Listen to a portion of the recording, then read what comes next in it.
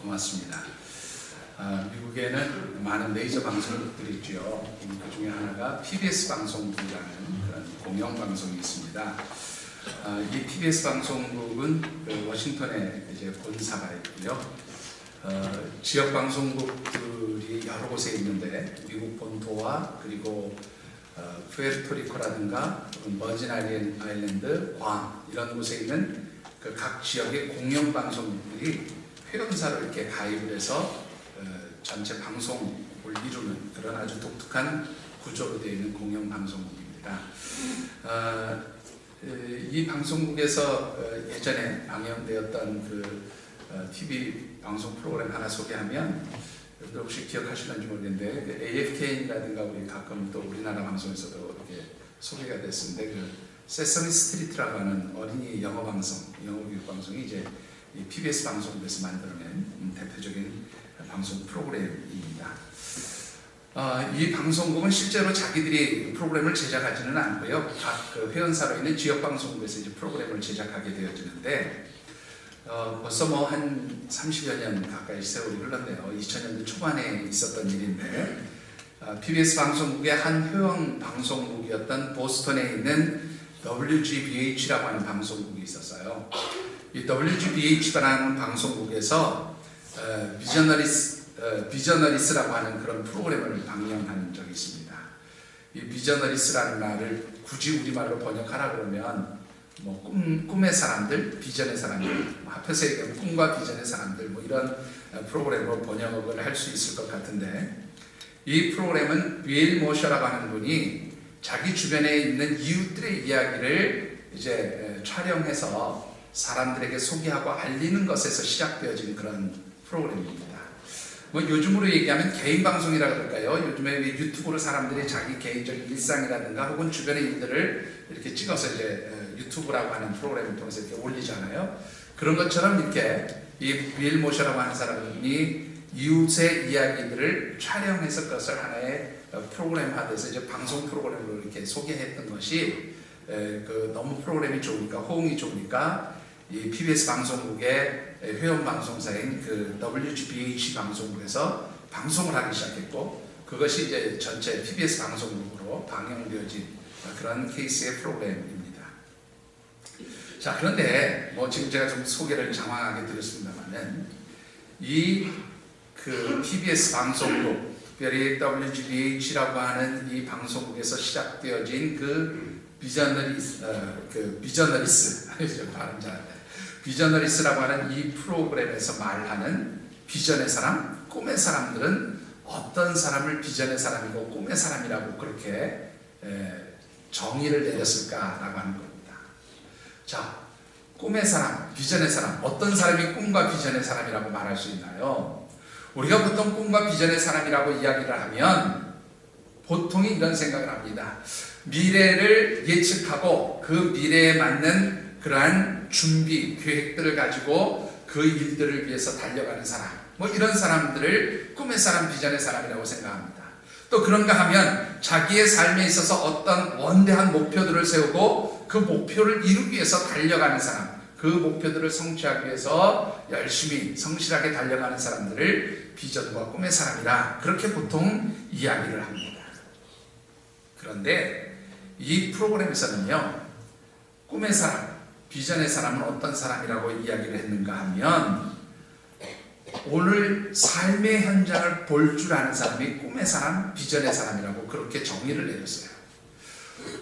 오늘의 삶의 현장에서 무엇을 볼 때 비전의 사람, 꿈의 사람이 되느냐라고 하는 것은 바로 자신의 삶의 주변에 있는 어려운 이웃들의 삶의 모습을 볼 줄 알고 그들을 섬기고 도울 수 있는 사람이 될 때에 바로 꿈과 비전의 사람이 되어진다. 그렇게 이야기를 하고 있습니다. 뭐 그렇게 말한 이유는 이제 나중에 이 프로그램이 방영이 이제 끝날 무렵에 그동안 있었던 그 수많은 사람들의 이야기를 묶어서 하나의 책으로 나왔어요. 비저너리스라고 하는 그런 책으로 나왔는데 우리나라에서는 소개가 되지 않았습니다.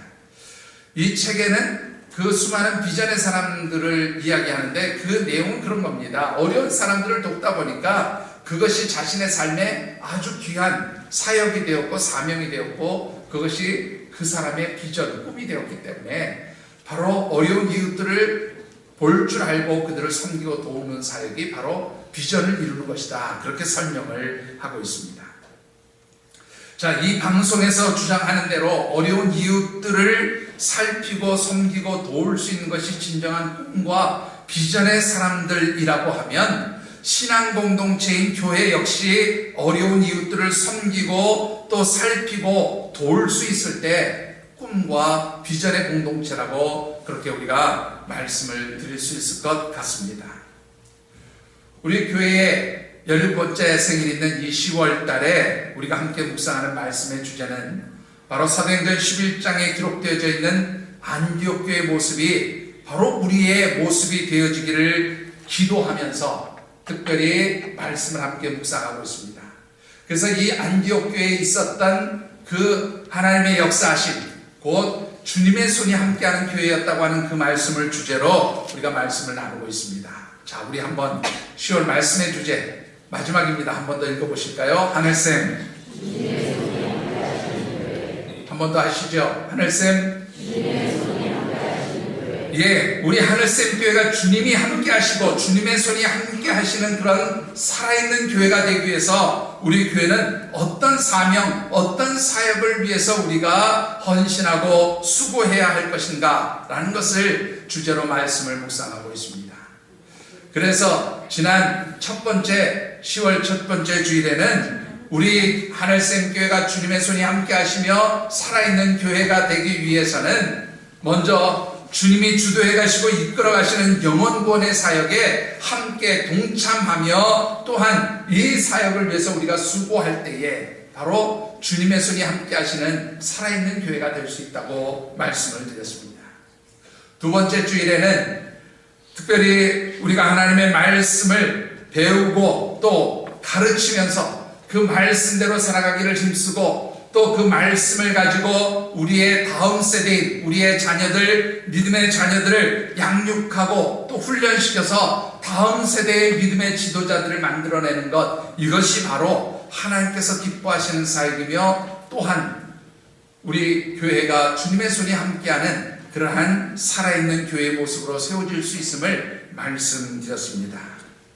오늘 세 번째 마지막으로 드리고 싶은 말씀은 우리 하늘샘 교회가 주님의 손이 함께 하시는 살아있는 교회가 되기 위해서는 어려운 이웃들을 돕고 섬기는 그런 교회의 사명을 감당할 때에 하나님이 기뻐하시고 또한 살아 역사하는 그러한 교회가 될 수 있음을 말씀드리고 싶습니다. 오늘 우리에게 주신 하나님의 말씀은 지난 10월 첫 번째, 두 번째 주일에 이어서 우리가 함께 묵상하는 안디옥 교회의 이야기입니다. 특별히 오늘 이 본문 말씀 사도행전 11장 19절 이후로부터 30절까지의 말씀은 안디옥 교회가 처음에 세워지고 성장했던 이야기들이 기록되어져 있고 오늘 읽은 말씀은 그 마지막 부분에 해당되어지는 말씀입니다. 특별히 이 말씀을 묵상하는 가운데 우리 하늘샘 교회가 안디옥 교회처럼 주님의 손이 함께하며 살아 역사하는 하나님이 기뻐하시는 그러한 건강한 교회로 성장할 수 있게 되기를 주의 이름으로 축원합니다. 자, 오늘 이 안디옥 교회의 모습을 보면 이 교회가 세워지고 성장하는 과정에서 특별히 세 가지 사역의 특징이 나타난다 말씀을 드렸습니다. 앞서도 말씀드린 대로 첫 번째는 영혼 구원의 사역, 복음을 증거하는 전도의 사역이고 두 번째는 바로 말씀을 가르치고 훈련시키면서 다음 세대를 준비하는 사역이었다. 그렇게 말씀을 드렸어요. 세 번째 나타난 사역의 특징은 무엇입니까? 그것은 바로 어려운 이웃들을 돕고 섬기는 일이 이 안디옥 교회의 세 번째 사역이었다라고 하는 것입니다. 오늘 우리에게 주신 말씀 가운데 본문 28절, 29절의 말씀을 우리가 함께 받들어 봉독합니다.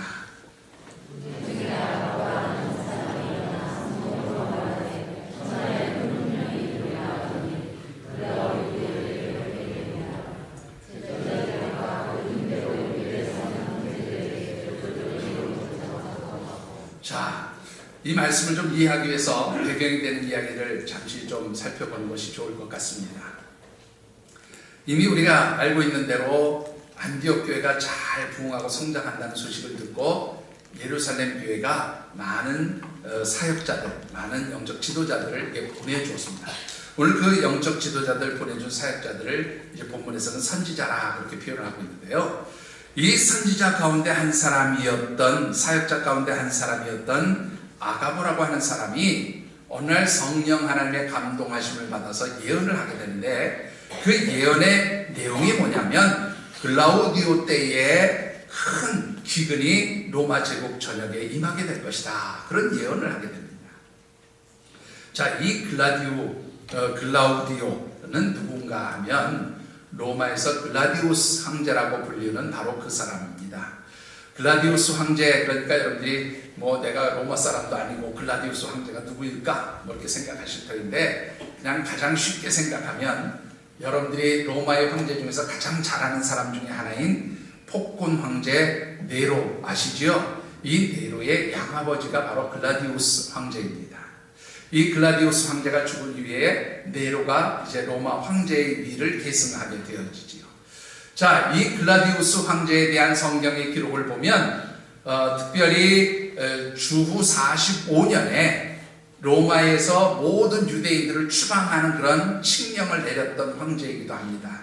그래서 이 글라우디우스 황제 때에 여러분들이 잘 아시는 브리스가와 아굴라가 로마에서 머물다가 쫓겨나서 어디로 갑니까? 고린도로 갔다가 거기서 사도 바울을 만나서 함께 이제 그 복음을 증가하는 그런 사역의 동역자로 섬기게 되어짐을 볼 수가 있습니다. 이 글라디우스 황제는 주후 41년경에 이제 황제의 즉위에서 주후 54년까지 로마를 통치했던 황제인데요. 특별히 이 글라디우스 황제 때에 큰 기근이 3차례가 있었다고 그래요.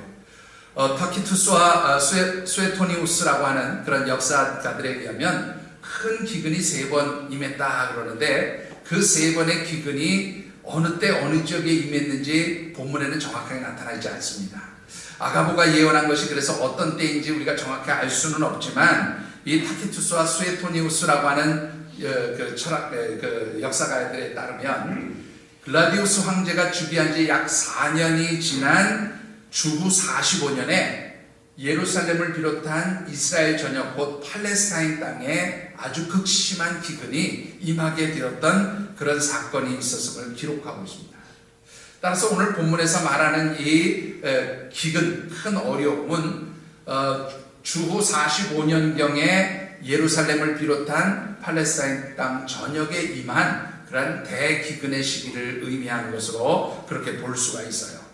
자, 그런데 이 예루살렘 교회와 또 그 지역 모든 팔레스타인 땅에 이 대기근이 임했을 때에 안디옥 교회와 성도들이 정성스럽게 헌금을 해서 바로 이 예루살렘 교회에 구제 헌금으로 보냈다는 것이 오늘 본문의 내용이에요.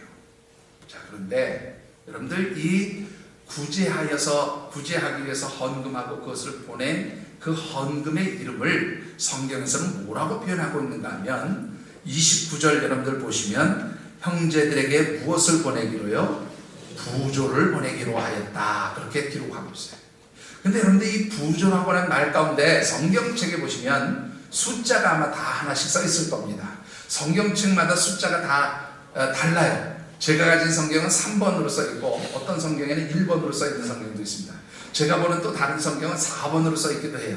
요거는 이제 성경이 기록되어진 그 위치, 장수의 위치에 따라서 번호가 달라지는데, 자, 여러분들 중요한 것은 그 숫자를 따라가서 한번 맨 밑에 가서 보시면 이 부조라고 하는 말 대신에 뭐라고도 썼어요? 어떤 단어로 대신할 수 있어요? 봉사라고 하는 단어로 대신하고 있음을 보게 되어집니다. 헬라어 원문 성경에 보면 이 봉사라고 하는 단어를 뭐라고 표현하고 있는가 하면 디아코니아라고 하는 단어를 쓰고 있어요. 자, 여러분들 교회에는 5가지의 사명이 있습니다. 이 5가지의 사명 여러분들 혹시 다 기억하고 계신지 모르겠습니다. 제일 중요한 사명이 뭐냐면 하나님 앞에 예배드리는 사명이에요.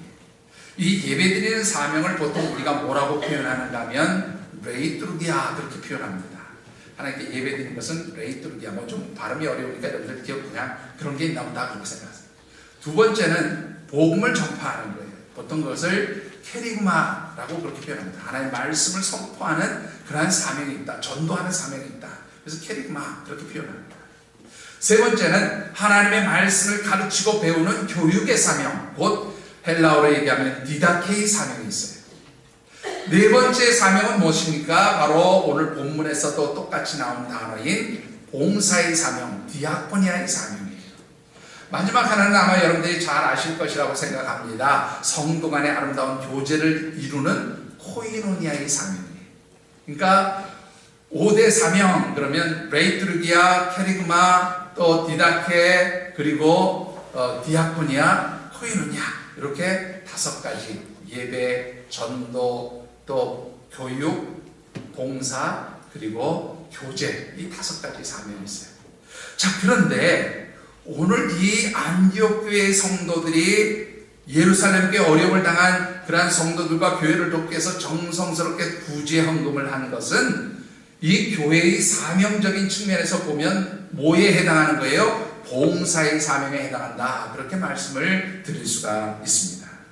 자, 그런데 이 교회의 5가지 사명 중에 하나인 봉사의 사명, 곧 디아코니아의 사명을 감당하는 이것이 2가지 측면에서 대단히 중요한 의미가 있었음을 우리가 보게 되어집니다. 자, 첫 번째는요, 사명이라고 하는 측면에서 이 구제하고 돕는 일은 아주 중요한 의미가 있습니다.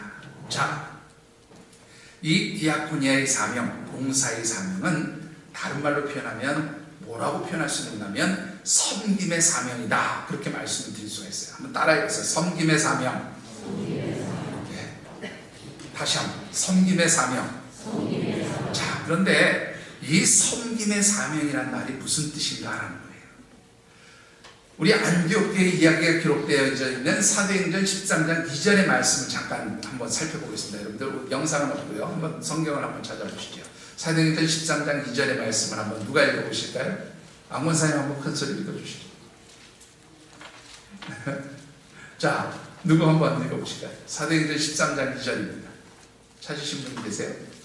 주를 숨겨 금식할 때에 성령이 이르시되 내가 불러 시키는 일을 위하여 바나바와 사울을 따로 세우라 하시니. 예, 그 내용이 무슨 내용인가 하면 안디옥 교회 여러 영적 지도자들이 주를 섬겨 금식하면서 하나님께서 주신 감동에 따라서 바울과 바나바, 사울과 바나바를 이제 따로 세워서 선교사로 파송하게 되었다. 그런 내용이 바로 13장 1절, 2절, 3절에 쭉 연결돼서 나옵니다. 근데 거기에 특별히 2절에 보시면 주를 섬겨 그런 단어가 나와요. 이 주를 섬겨라고 하는 단어에서 섬김이라고 하는 단어를 살펴보면은 바로 오늘 본문에서 사용하고 있는 디아코니아라고 하는 똑같은 단어를 사용하고 있어요. 그러니까 정리해서 말씀을 드리면 여러분들 우리가 어려운 이웃을 돕고 섬기는 일은 곧 무엇을 하는 일과 똑같아요? 주님을 섬기는 일과 똑같은 일이다 라고 그렇게 말씀을 드릴 수가 있습니다. 여러분들 이 섬김, 우리가 어려운 이웃들을 살피고 돕고 섬기는 일이 왜 예수님을 섬기는 일과 똑같은 일이라고 말씀을 드릴 수 있는가 하면 마태복음 25장의 말씀에 아주 명확하게 드러나고 있음을 보게 됩니다. 여러분들 참고 말씀으로 드렸습니다만 마태복음 25장 37절과 40절의 말씀 우리 같이 한번 받도록 하겠습니다. 마태복음 25장 37절과 40절입니다. 37절입니다.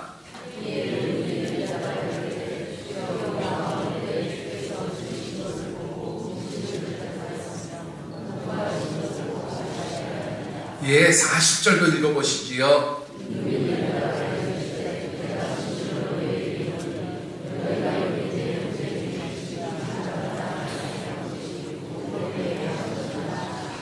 자, 여러분들 이 말씀은요, 잘 아시는 대로 예수님께서 마태복음 25장에서 들려주신 마지막 때, 우리 주님께서 이제 심판의 때에 영원한 영생의 세계, 하나님 나라에 들어갈 사람들과 영원한 형벌의 세계, 지옥에 갈 사람들을 구분하는 그러한 내용들을 비유로 들려주신 말씀 가운데 특별히 양과 염소에 해당하는, 양과 염소의 비유에 해당하는 말씀입니다.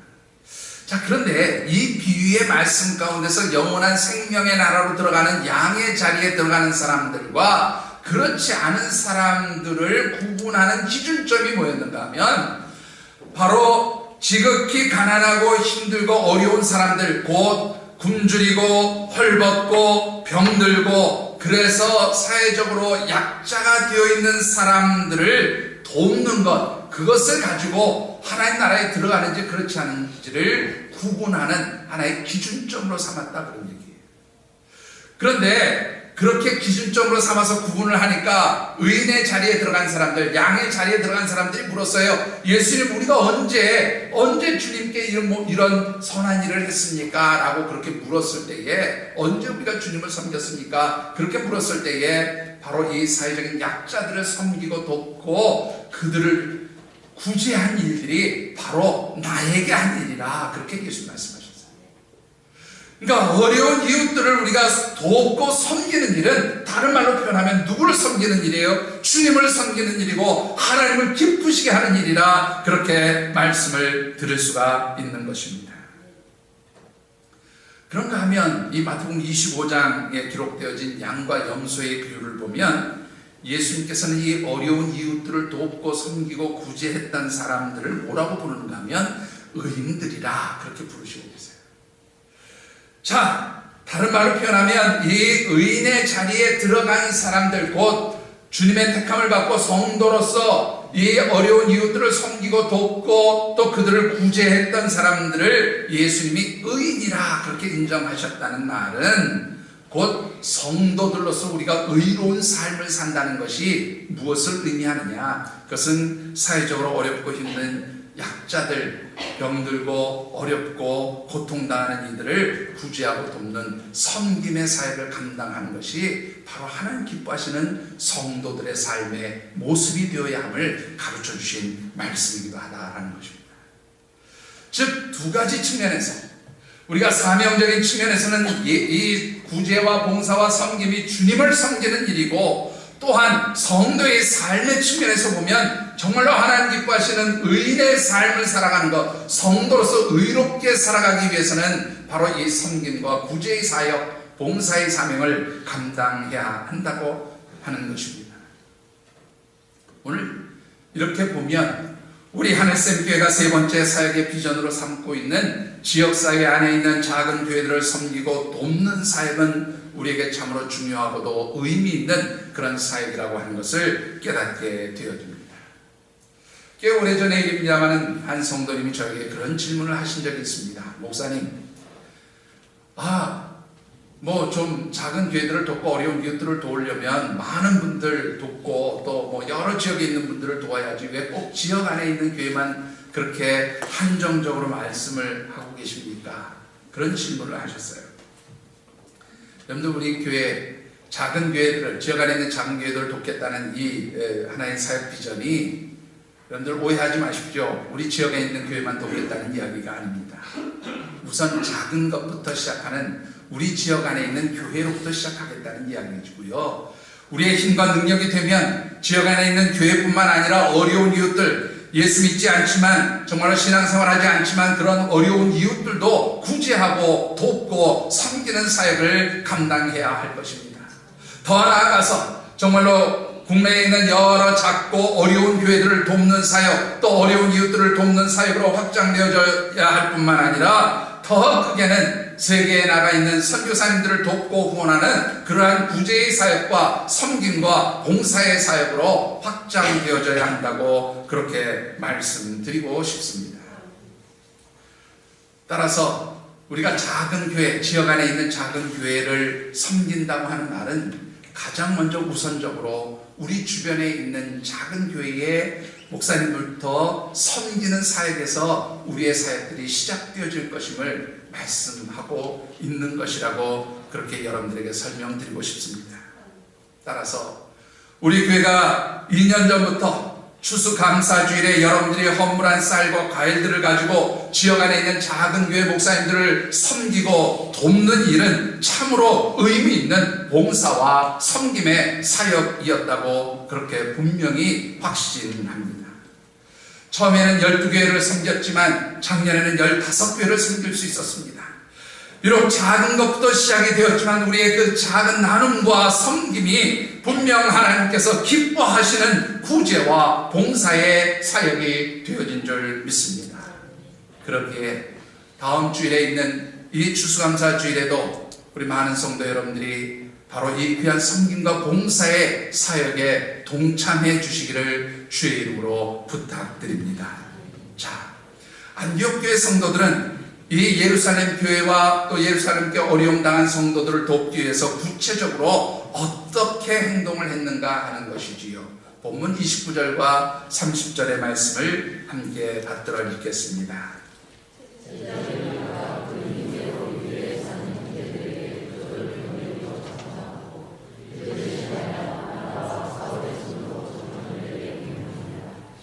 자, 오늘 본문에 보면 안디옥 교회 성도들이 예루살렘 교회를 돕기 위해서 그 한 행동을 아주 중요한 두 가지의 단어로 설명할 수가 있어요.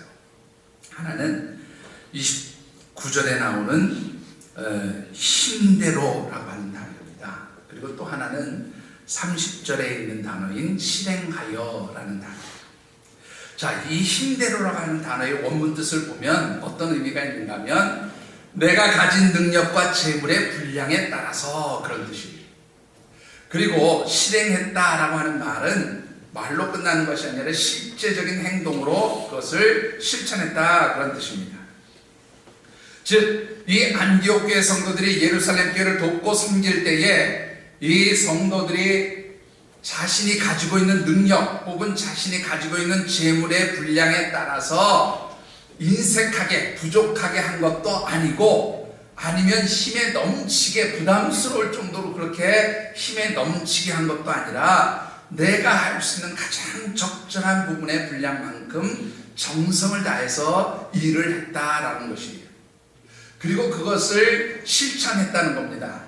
여러분들, 우리가 이런 말씀을 드리면 여러분들이 어떻게 생각하시는지 모르지만 입으로 어려운 이웃 돕시다, 또 우리 고통당하는 이웃들을 좀 살펴보고 내가 가진 거 나눕시다 라고 말하는 건 참 쉬워요. 그런데 정작 그 일을 행동으로 옮기는 실천은 결코 쉽지 않다는 생각을 해보게 됩니다. 여러분들 어떻습니까? 사실 꼭 이웃을 위해서 섬기고 봉사하고 헌신하는 일뿐만 아니라 우리가 주님으로부터 받은 모든 사명과 직분에 대해서 정말로 입으로만 아니라 실제적인 행동으로 옮겨서 헌신하고 수고하고 땀 흘리는 일이 참으로 쉽지 않다는 것을 우리가 보게 되어집니다. 오늘 이 안디옥 교회 성도들이 예루살렘 교회를 도운 이 내용을 통해서 우리는 봉사하는 두 가지의 원칙들을 발견할 수가 있어요. 첫 번째 원칙은 무엇입니까? 내가 힘닿는 대로 사명, 직분을 감당하는 거예요. 구제를 하고 도울 때도 내가 힘에 지나치게 내 힘과 능력을 벗어나는 범위까지 그렇게 여러분들이 무리해서 봉사하고 헌신하고 수고하는 것은 여러분들 절대로 바람직하지 않습니다. 왜냐하면 내가 힘에 붙일 만큼 그렇게 하게 되면 반드시 뭐가 돼요? 나중에는 그것이 시험이 되어집니다. 그것을 감당하지 못할 때 자기 자신에 대한 시험이 되어지고 또 그것으로 인해서 신앙생활에 걸림돌이 되고 방해가 된다고 합니다. 따라서 여러분들이 누군가를 위해서 구제하거나 혹은 주의 일을 감당하려고 할 때에 여러분들이 할 수 있는 분량, 여러분들이 감당할 수 있는 그러한 능력만큼 여러분들이 봉사하고 헌신할 수 있게 되기를 주의 이름으로 축원합니다. 두 번째로는요, 실천하라는 거예요.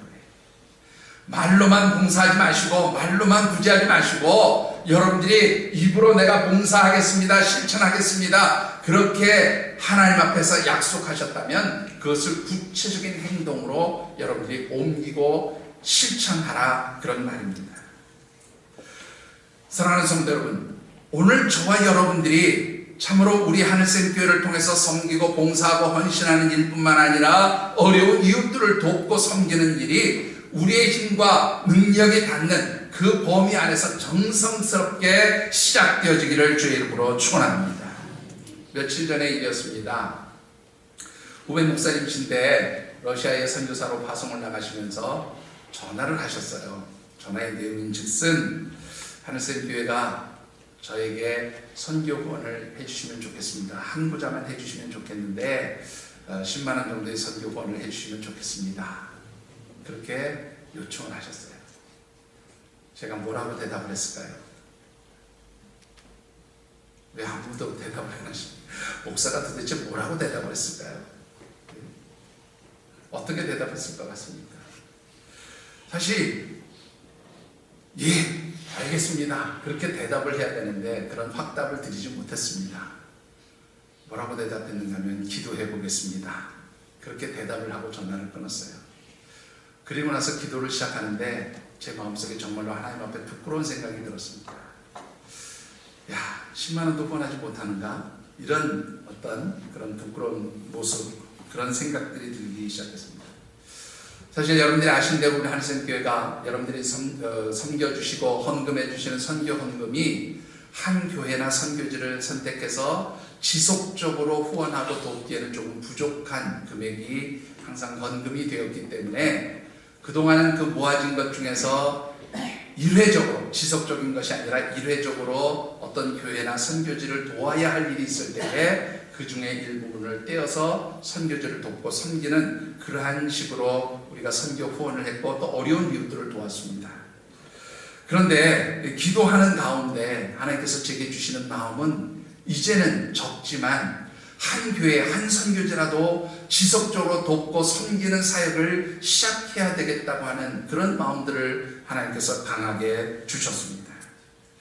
그래서 어떻게 하면 이런 일들이 가능하게 되어질까 하나님께 지혜를 구할 때에 하나님께서 제게 이런 마음의 감동을 주셨어요.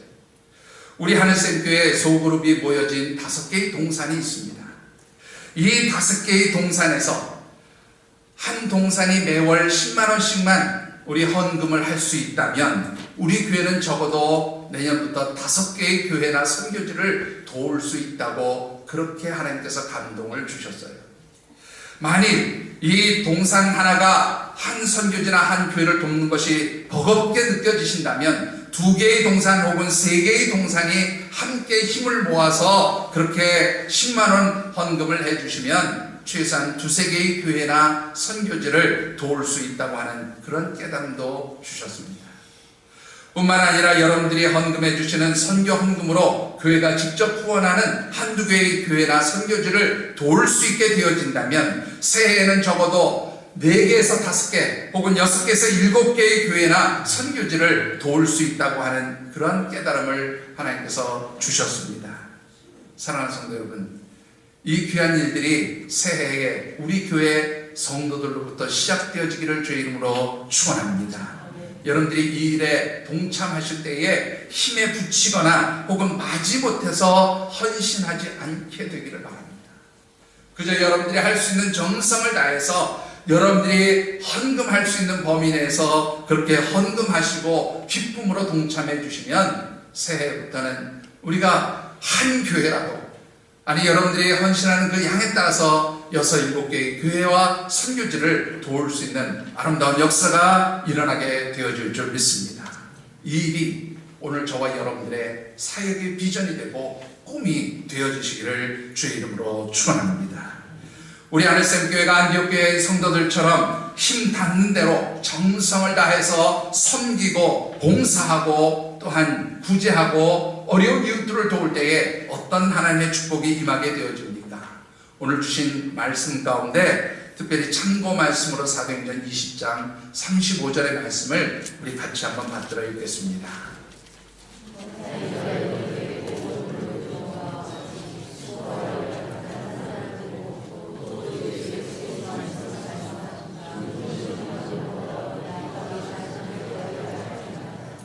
자, 이 말씀 여러분들이 잘 아신 대로 사도 바울이 자신을 구원했던 마게도니 교회 성도들에게 보내는 그 말 가운데 한 부분의 말씀입니다.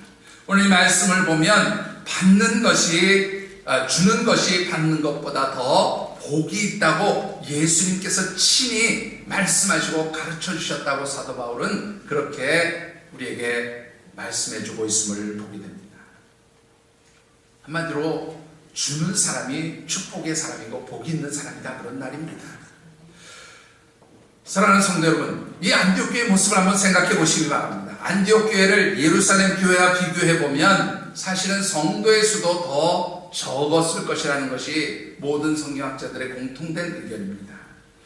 지금으로 말하면 안디옥 교회는 예루살렘 교회에 비하면 개척 교회에 지나지 않는 그런 작은 교회였습니다. 그럼에도 불구하고 자신들보다 크고 성도들도 더 많았던 예루살렘 교회와 그 성도들을 위해서 구제하고 봉사하는 그런 섬김의 사역을 감당하게 될 때에 하나님께서 이 안디옥 교회를 축복해 주셨어요.